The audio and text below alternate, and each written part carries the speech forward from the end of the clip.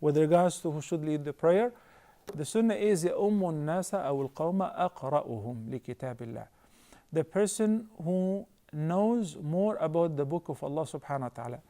Knows here does not necessarily means memorizes only, because we happen to have a lot of people who memorize a lot of parts of the Quran by memory, by heart, but they don't know what to do in case of forgetting or missing a part of the prayer, because they do not know sujood sahw, they do not know any ahkam of the fiqh, with very insufficient knowledge in this regard. So أقرأهم أعلمهم, one who has more knowledge. Okay, so he also said that how would we figure this out? You guys work in the same place. It only takes a few hours to figure out who knows and who doesn't. So if you work in the same place and somebody is actually reciting Quran, he happened to lead the prayer once, and mashallah you heard his melodious voice, and you asked him where you studied and where do you attend. So it's easy to figure out. This is not something where we can say there is a fear of riyah, that you're concealing your recitation and concealing your knowledge. We talk, and as long as you talk, you get to know people and you get to be known to others. And the Arabs say, تكلم حتى أعرفك.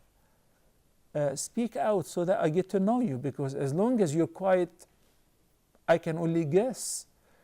But when you speak out, I can figure out whether you are a wise man, a learned person, or not. Okay, so it's easy to figure out who is the most learned person with regards to the Sharia, the ahkam of the Salah, and the recitation of the Quran.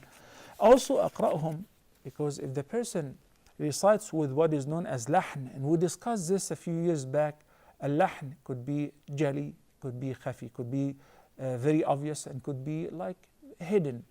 Hidden, only professional reciters would figure it out. But jali, very obvious, great, whenever it changes the meaning. And a simple vowel can do a tremendous change in the meaning. There's a big difference between fatha and kasra when it comes to saying صراط الذين أنعمت عليهم. And dhamma, you say أنعمت. So أنعمت is to the second person, or al-mukhatab. Guide us to the path of those whom you bestowed your favor upon them. Versus when you say أنعمت عليهم, it's just a dhamma instead of fatha. It changed the meaning completely, and also changed one's faith as well.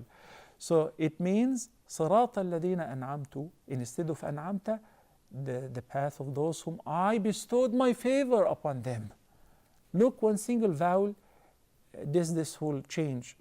In Surah At-Tawbah, and that's why Umar ibn Khattab, may Allah be pleased with him, ordered Abu al-Aswad al-Du'ali to put the vowels. The Quran did not have the vowels nor the dots, but gradually, because of non-Arab accepting Islam and Bedouins, they started making errors in the recitation. So he ordered that the vowel should appear in the writing, so that people would not make these grievous mistakes.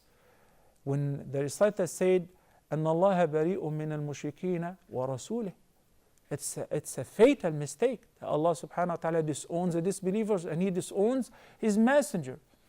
While the setup is ورسوله, أن الله بريء من المشركين ورسوله. And that's why there is la, if you can see on top of the word mushrikeen, which means never stop there. Then you begin by saying ورسوله by itself, the meaning is incomplete. This happened on the on Al-Hajj Al-Akbar, on the farewell Hajj of the Prophet sallallahu alaihi wasallam, that Allah subhanahu wa ta'ala ordered the Prophet sallallahu alaihi wasallam to proclaim that Allah bari'un min al-mushrikeen, and also His messenger is bari'un min al-mushrikeen. Allah disowns the disbelievers, and similarly His messenger disowns them as well. You see the difference? If it is kasra instead of dhamma, wa rasuluh, it becomes wa rasulih, it's a fatal mistake. And similarly, there are many other examples, but of course this is not correct recitation program.